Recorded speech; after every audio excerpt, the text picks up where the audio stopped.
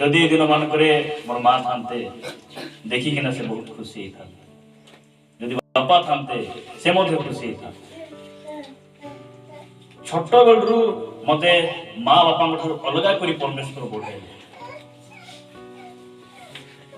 एमती गोटे समय थिला लोक भलटा पिंधिले बोले किछि आम पाखे नथिला बेले लोकंकर से भलटा पिंधिवाटा देखी देखी मु खुशी हेबार समय थिला। परमेश्वर से सब परिस्थिति को परिवर्तन करी आज से उत्तम भाव में जत्न नहीं। आमेन। आज मोर 29 वर्ष पूर्ण होइछि आ मु प्रभु को बहुत छोट थी मु प्रभु को पाइली युवा बयस 17 वर्ष बयस मु प्रभु को पाइली। 17 वर्ष बयस एकला रहीकिना बोले युवा युवती मान अलग रहीकिना पहुंचवा बयस नुहे। मु प्रभु को धन्यवाद दिए परमेश्वर तांको सहित चलिबा पाई से मते सहायता कले अनुग्रह कले आ मो जीवन रे से अनेक आशीर्वाद करिसंती।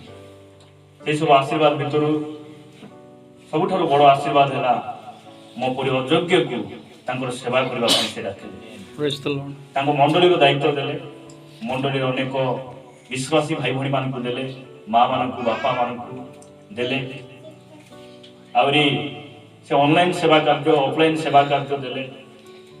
आउ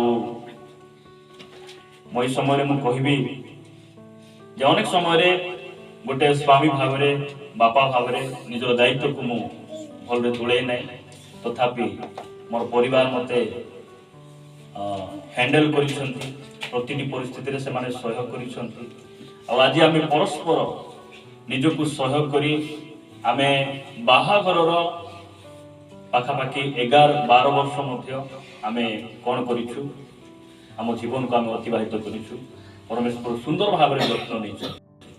जो समय आपण माने साक्ष्य देउथिले से साक्ष्य गुडी मु सुनुथिली आपण माने एते सुंदर भाव में सजाई किना साक्ष्य कहउचंती एहार अर्थ मु बेसी भलो बोली नाही। एरा मु भलरे जाने आपण माने मते प्रेम करंती मु जानिछि। आपण माने निजर हृदय ठार मध्य आपण माने हमकु प्रेम करूछंती। आमे आपण मानकु ठीक से सेवा देई पारि ना, वाक्य कहि पारि ना, तथापि आपण माने हमकु उत्साहित करूछंती। प्रभु आपण मानकु आशीर्वाद करंतु। मोर गोटे अनुरोध आपण माने मो पाई मो परिवार पाई मो सेवा कार्य पाई दयाकरी प्रार्थना करिवे जेपरि कि एई नुआ वर्ष आहुरी प्रभुकर वाक्य को प्रचार करबा वर्ष हेबो।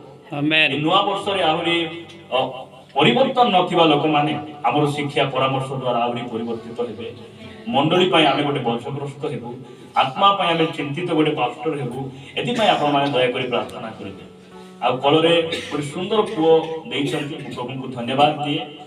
आउ तार ना होची संतोष राज नहीं बहुत जेते बेले हम संतोष ना देई नथिलु जन्म हैला बहुत लोग खुशी है नहीं बहुत खुशी हे गले आ बहुत लोग हम अपेक्षा रथिलु। मु प्रभु को धन्यवाद दिए सुंदर पुओ गोटे देई प्रभु आशीर्वाद करिसंती।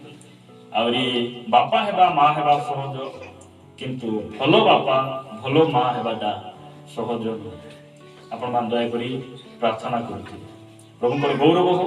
अब आपण माने हमको एते परिमाण प्रेम करूछंती आमे सीधा बुझी पारुछु। एटा आजिरो ए बर्थडे सेलिब्रेशन रे आका बुझुछु ताहा नुहे प्रत्येक समय रे आपण माने हमको प्रेम करिसंती। मु प्रभु को धन्यवाद दिए आपण मानकर प्रेमर हृदय सम्मानर हृदय आतिथ्य सत्कार प्रत्येक विषय निमंते मु प्रभु को धन्यवाद दिए। आपण माने जे हमर चर्च को आसले आपण माने भलो हे गले ताहा नुहे आपण माने मध्य हमर मंडली को आशीर्वाद द्वारा आमे मध्य आशीर्वाद पाइछु आशीर्वाद पाइछु। जदि मु कहिबी अनेक कथा ए प्रकार रहिछि जहा कि आपण माने हम कोन करछंती सेही परि परिस्थिति रे आपण माने हमकु संभाळिछंती। मु प्रभु को धन्यवाद दी। मु आज को अनेक वर्ष हला मु संस्था रे थिली मु संस्था छाड़ी देली संपूर्ण भाव रे मु प्रभुकर ऊपर निर्भर रखि सेवा करबा पई मु संस्था छाड़ी देली। मात्र आज मोर कोनसी अभाव नहीं परमेश्वर आश्चर्य भाव में से मोर जत्न नहीं। आमेन। आज पुओ छुआ माने फुल पैंट नहिले स्कूल जीवे ना से मान को भलो फुल पैंट दरकार आ स्कूल रो जदी भलो क्वालिटी मिलु नाही माँ बापा से मान को सिलाई कि न देबार अछि। किंतु जो समय मो स्कूल जाउथली ଦ୍ୱିତୀୟ ଶ୍ରେଣୀ ପଢୁଥିଲି ସେଇ ସମୟରେ ଗୋଟେ କଟନ ଗାମୁଛା ଗୋଟେ ସୂତା ଗାମୁଛା ଗୋଟେ ବାନ୍ଧିକିନା ମୁଁ ସ୍କୁଲକୁ ଯାଇଥିଲି। ଆଜି ବି ମୋର ମନେ ଅଛି। ମତେ ଟିକେ ମନେ ରଖିବାର ଶକ୍ତି ଟିକେ ପ୍ରଭୁ ବେଶୀ ଦେଇଛନ୍ତି। ସେଇଟା ମୋର ମନେ ଅଛି। କାହିଁକି ମନେ ଅଛି? ସେଇଟାକୁ ଭାବିକିନା ଭାଙ୍ଗି ପଡିବା ପାଇଁ ନାହିଁ, ସେଇଟାକୁ ମନେ ପକାଇ ପ୍ରଭୁଙ୍କୁ ଧନ୍ୟବାଦ ଦେବା। ସେଇଟା ଆଜି ବି ମୋର ମନେ ଅଛି। ମୁଁ ଯେତେବେଳେ ଅଣ୍ଟାରେ ଗୋଟେ ଗାମୁଛା ପିନ୍ଧିକିନା ଯାଏ, ଲୋକମାନେ ମତେ ବହୁତ କମେଣ୍ଟ କରନ୍ତି, ଟିକଲ ମାରିକିନା କଥା ହୁଅନ୍ତି ଯେଉଁ ମୋର ଶ୍ରେଣୀରେ ବସୁଥିବା ପୁଅ ଝିଅମାନେ। ଆଉ ମୋ ପାଖରେ ଖାତା ନଥାଏ, ପେନ୍ ମଧ୍ୟ ନଥାଏ। ପେନ୍ ଭିତରେ ଗୋଟେ ଲିଡ୍ ଗୋଟେ ବିକ୍ରି ହେଉଥିଲା। ସେ ସମୟରେ ଖାଲି ଲିଡ୍ ମଧ୍ୟ ବିକ୍ରି ହେଉଥିଲା। ସେ ଲିଡ୍କୁ ମୁଁ ଧରିକିନା ଯାଏ। ଆଉ ଲୋକର ଗୋଟେ ଖାତାର ପେଜ୍ ଗୋଟେ ମତେ ଫାଡ଼ିକିନା ଦେଲେ, ସେ ପେଜରେ ମୁଁ ଲେଖିକିନା ପାଠ ପଢି ଆସୁଥିଲି। ପାଠ ପଢିବା ପାଇଁ ମତେ ସ୍କୁଲ ପଠାଇବା ପାଇଁ ଲୋକ ନଥିଲେ, ସୁବିଧା ନଥିଲା।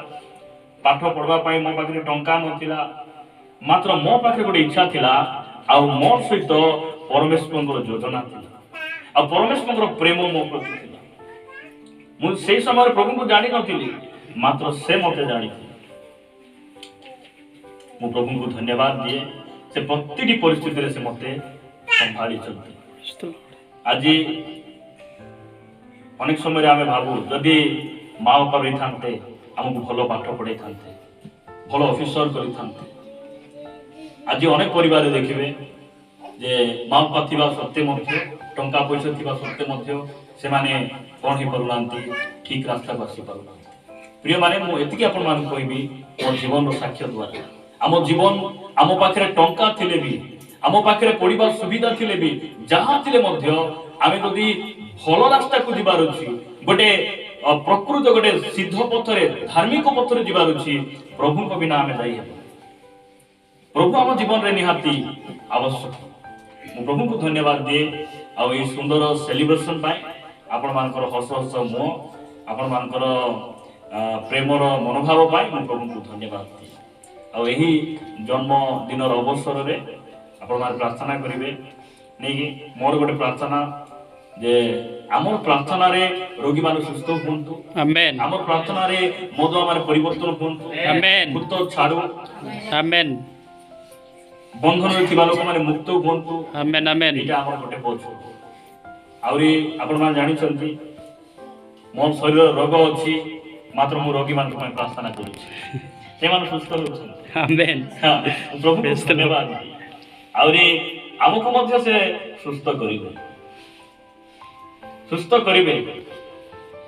କେବେ ସୁସ୍ଥ କରିବେ ସେଟା ପ୍ରଭୁଙ୍କୁ ଜଣା, ମାତ୍ର ସେ ସୁସ୍ଥ କରିବେ। ସୁସ୍ଥ କଲେ ବି ପ୍ରଭୁ, ସୁସ୍ଥ ନ କଲେ ବି ଆମେ ଜାଣିଛୁ ଏ ଯୋଉ ଶରୀର ଆମେ ପାଇଛୁ ଏଇଟା ପରମାନେଣ୍ଟ ନାହିଁ। ଆମର ପାଇଁ ଗୋଟେ ଶରୀର ଅଛି, ଯୋଉ ଶରୀର କି କବାଟ ବନ୍ଦ ଥିଲେ ବି ଭିତରେ ଯାଇପାରିବ। ସେଇଟା ପୁନରୁତ୍ଥିତ ପରେ ଯୀଶୁଙ୍କୁ ଯୋଉ ଶରୀର ମିଳିଲା, ସେ ଶରୀର ପ୍ରଭୁ ଆମ ପାଇଁ ରଖିଛନ୍ତି। କିଛି ବ୍ୟସ୍ତ ହେବାର ଆବଶ୍ୟକ ନାହିଁ। ମୁଁ ପ୍ରଭୁଙ୍କୁ ଧନ୍ୟବାଦ ଦିଏ। ଆପଣମାନେ ପ୍ରାର୍ଥନା କରୁଥିବେ ଆମ ପରିବାର ପାଇଁ, ଆହୁରି ଆମ ସେବା କାର୍ଯ୍ୟ ପାଇଁ ଦୟାକରି ପ୍ରାର୍ଥନା କରିବେ। ବୁଦ୍ଧି ଅଳ୍ପ, ଆମର ବୟସ ଅଳ୍ପ, ଦାୟିତ୍ୱ ମାତ୍ର ବହୁତ ବଡ଼ ଦାୟିତ୍ୱ, ବହୁତ ବଡ଼ ଦାୟିତ୍ୱ। ମୁଁ ପ୍ରଭୁଙ୍କୁ ଧନ୍ୟବାଦ ଦିଏ ଯେ ଆମ ପରି ଗୋଟେ ଗାଁ ଗହଳିରେ ଥିବା ଗୋଟେ ଲୋକଙ୍କ ଦୃଷ୍ଟିରେ ହୀନ, ଅମାନ୍ୟ, ଗୋଟେ ଅଯୋଗ୍ୟ ପରି ଲୋକଙ୍କୁ ପ୍ରଭୁ କଣ କଲେ, ଡାକିଲେ। ଏଟା ପାଇଁ ମୁଁ ବହୁତ ଖୁସି, ବହୁତ ଆନନ୍ଦ ଯେ ପ୍ରଭୁଙ୍କର ସେବା ନିମନ୍ତେ ଆହୁରି କେତେ ସମର୍ପିତ ହେଇପାରୁଛି। ବେଳେ ବେଳେ ମୁଁ ସକାଳରୁ ବାହାରେ, ସନ୍ଧ୍ୟାରେ ଡ୍ୟୁଟିରୁ ଆସେ, ହାଲିଆ ଲାଗେ। ମୁଁ ପ୍ରଭୁଙ୍କୁ କହେ, ପ୍ରଭୁ ତୁମେ ବଳ ନ ଦେଲେ ମୁଁ କେମିତି ପଢିବି, କେମିତି ଆହୁରି ରେକର୍ଡିଂ କରିବି। ଆପଣମାନେ ଜାଣିବେ ଦୁଇଟା ୟୁଟ୍ୟୁବ ଚ୍ୟାନେଲ ଆମର ଅଛି। ଗୋଟେ ହେଲା ପର୍ସନାଲ ଚ୍ୟାନେଲ। ପର୍ସନାଲ ଚ୍ୟାନେଲରେ ଏବେ 17,000 ପାଖାପାଖି ଲୋକ ହେବା ପାଇଁ ଯାଉଛନ୍ତି, ଆଉ ଚର୍ଚ୍ଚ ଚ୍ୟାନେଲରେ ଆମର 4,000 ଲୋକ ହେବା ପାଇଁ ଯାଉଛନ୍ତି। ଏମାନେ ଯୋଉ ସବସ୍କ୍ରାଇବ କରିଛନ୍ତି, ମୁଁ ପ୍ରଭୁଙ୍କୁ ଧନ୍ୟବାଦ ଦିଏ ଯେ ଏମାନେ ଯୋଉ ଭାଇ ଭଉଣୀ ମାନେ ଆମକୁ ଫଲୋ କରୁଛନ୍ତି, ସେମାନେ କଣ ବେକାରଟା ସବସ୍କ୍ରାଇବ କରିବେ କି? ବାକ୍ୟ ତ ଆସିବ, କାଲି ଆଉ ଗୋଟେ ଆସିବ, ଆଉ ଗୋଟେ ନୂଆଟା ଆସିବ, କୋଉଠି ନା କୋଉଠି ସେମାନଙ୍କର ଗୋଟେ ଇଚ୍ଛା। ସେଥିପାଇଁ ଏଇଟା ସବୁ ବହୁତ ବଡ଼ ଦାୟିତ୍ୱ ଅଟେ। ଦୟାକରି ଆପଣମାନେ ପ୍ରାର୍ଥନା କରୁଥିବେ। ଆହୁରି ଆମର ମଣ୍ଡଳୀ ଗୋଟେ ବାଇବଲ ଭିତ୍ତିକ ମଣ୍ଡଳୀ ହେବ। ଆମେନ୍। ଅନ୍ୟ ମଣ୍ଡଳୀ ସହିତ ଆମର କିଛି ମତଲବ ନାହିଁ। ଆମର ଗୋଟେ ପ୍ରାର୍ଥନା, ଆମର ଚର୍ଚ୍ଚ ନୂତନ ନିୟମର ଚର୍ଚ୍ଚ, ଖ୍ରୀଷ୍ଟଙ୍କର ଚର୍ଚ୍ଚ ହେବ, ଏଇଟା ଆମର ବୋଝ ରହିଛି। ଦୟାକରି ଆପଣମାନେ ପ୍ରାର୍ଥନା କରିବା। ପ୍ରଭୁ ଏହି ସାକ୍ଷ୍ୟ ଦ୍ୱାରା ଆମ ସମସ୍ତଙ୍କୁ ପ୍ରଚୁର ଭାବରେ ଆଶୀର୍ବାଦ